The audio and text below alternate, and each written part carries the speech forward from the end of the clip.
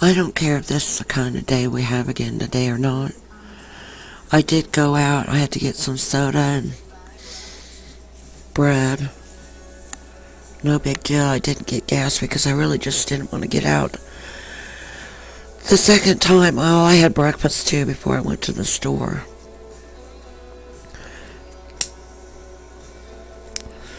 I can't drink anything up there anymore though. After I got the whiff of that chemical in the water, and there had been a notice they had taped up there one day on the counter at the cash out that they were going to start treating the water. So I guess the whole town had been on well water for years, and then all of a sudden they got a problem with it or something. Maybe it was the flood water. Maybe it had gotten up too far in the floodplain. Wrecked it. Because someone was telling me that happened to them over at Pittsburgh. But anyhow, it wasn't going to be about sleep experiment, I swear. But it may as well be now. Because I did a video before this, or a screencast, I'm sorry. And I've done these things numerous times, you know that, by looking at my channel. And for some reason, with this particular screencast, before it could finish drawing the audio, which it's got to do, I clicked publish, and only the first, under 2 minutes got the audio drawn, so I had to redo it. But maybe that was my cue to not make it be about sleep experiment, you know? Because as I'd said, I tried to get it off my mind with the first cup of coffee this morning. I woke up with that on my mind. This is the thing that happened in Sedalia, Missouri, 65301. And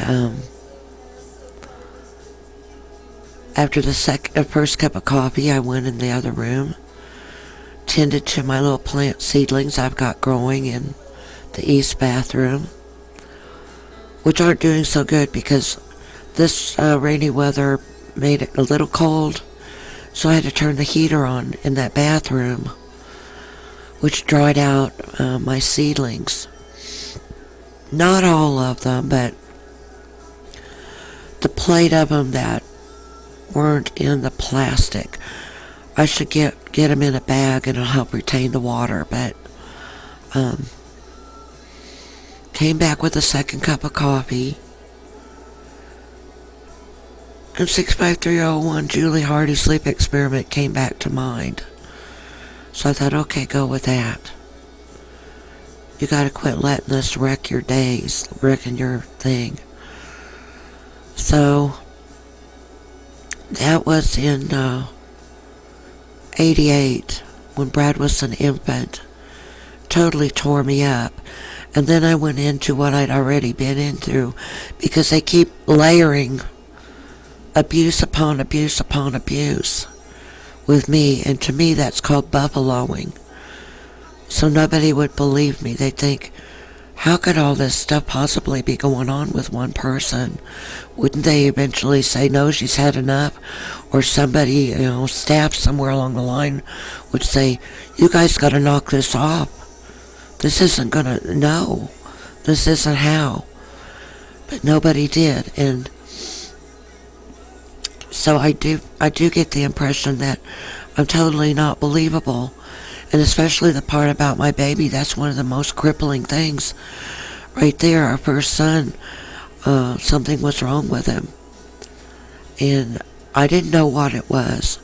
So I brought it up to the staff, I brought it up to other people. And instead of patting my back, and there's another thing about that too with the AAs. You don't always get your back patted, in AA, because people just want to see you do good. Because they know you've done bad so often, but I guess that's not everyone, so. But instead of saying, oh, I'm glad you told us that, we better check that out, they're like, you're a hysterical mother, go home and enjoy being a mommy, laughing in my face. Then he died. What's effing funny about that? not anything. Okay, so the second one comes along, and at 3 months I'm saying, I'm pregnant. I need a pregnancy test. I'm pregnant. Oh, no, you're not. It's all in your head. You're just thinking this way because your first one died and you want another one. So you're just make-believing that you're pregnant already. You can't be. 4th month rolls along. You're pregnant. So that for that extra month, see, I was on the chlorpromazine from the death of the first one. And then Mom and Dad had to go to a convention. I believe it was Joplin, but it could have been Springfield. I think it was Joplin because I believe they had been hit with another tornado down there around that same time. And they went, and their first convention center that they were booked in got tornado damage, so they had to get a different one. But then Uncle John, my mom's oldest brother, Bradley's great uncle, had something wrong with him. Sorry for the cold. Like I said, I went out in the rain yesterday, and I had to take mail out to post and pick up the mail again later, but none of that's helping my congestion. So, him in the ICU, and then John had a heart attack. Well, it might not have been a full-fledged heart attack. It might have just been known as a heart problem, but I don't think it was known as a stroke. I don't really remember, but he was in there the same time as Uncle John was. See, there's John, my spouse, and Uncle John, my mom's older brother, who's now R.I.P. But one of the nights I got home, and it had been such a long day because I was back and forth to the hospital. Had taken my meds for the night, the chlorpromazine, and as I had said before, little Bradley had decided to die.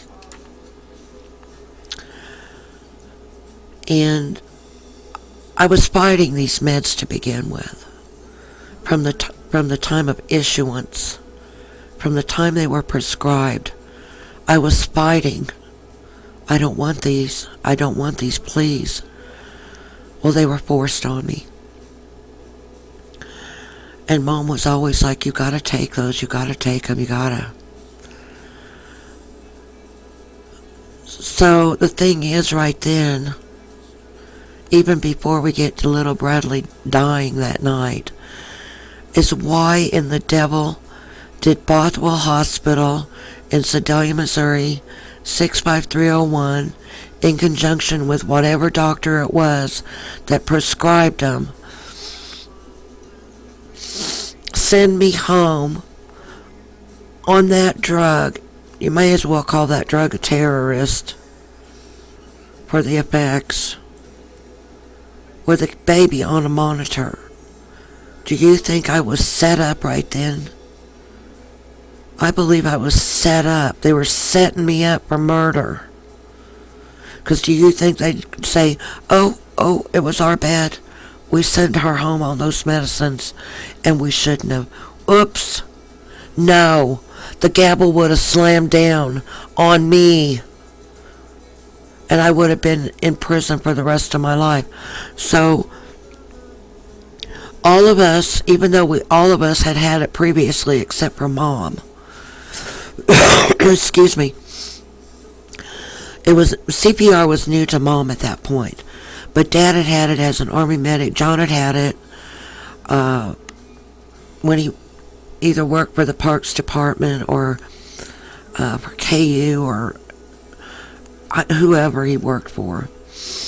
And I had it a number of times. Health class at school, 4-H, Scouts. I may have even had it when I got my Missouri Waterways certification, but I don't remember. Which is invalid now, by the way. I would have to recert. But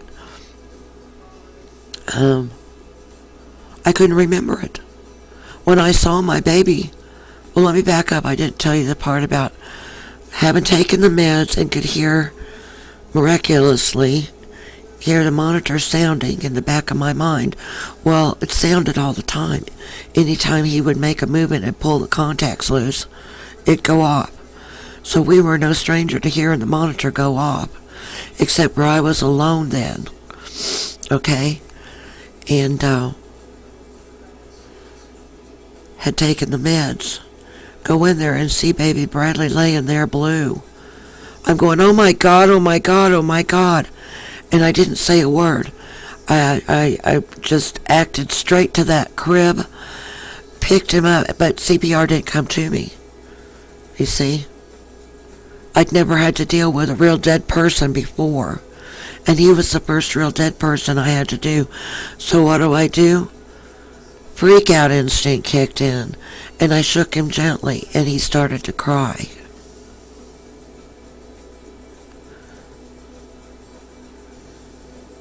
And I'm like, oh my God, you see, they would have put me away for that. They wouldn't have voluntarily said, hey, you know what? We did this, it's our problem, we slept up here. No, they wouldn't have. You do not know Bothwell Hospital at all. They would have been the last ones. They would have been the last dog to die in that one because they would not have owned up to that. In fact, when John and I had to go to the hospital with the first one, John Q, at the ER, they were accusing me of murder. Even though I had told them something was wrong with him, they were accusing me of murder in the ER. And he said, maybe you ought to do an autopsy. And they did, and they found out it was SID, sudden infant death syndrome. Then I got an apology from the city, but that's all. That's all I got. One little letter from the office of the mayor saying, we're so sorry for your loss. Well, you know why you're not sorrier than I am?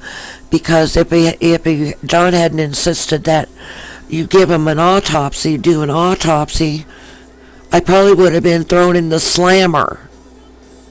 That's how sorry you are. Because sorry wouldn't have sent my son home with a mother on chlorpromazine.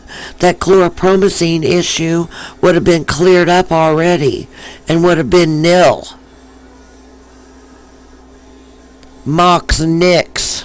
Nil. So yeah, I'm an angry old woman part of the time. But you know, I try to get happy. Just like this morning, I wasn't going to talk about any of this stuff. I tried to avoid it. I went in the other room. I got a second cup of coffee.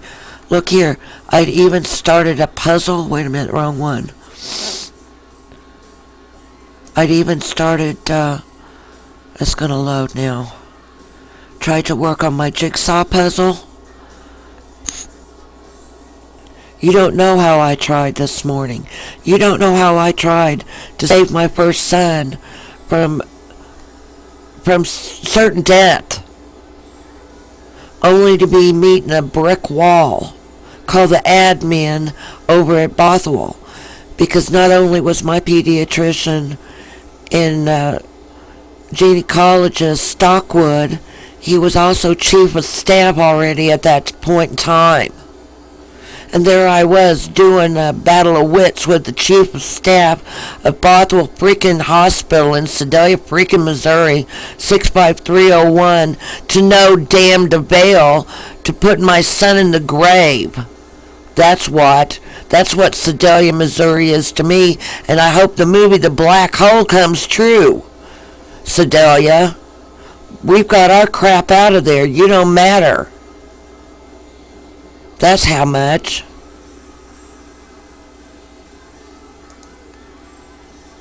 See you in the next one.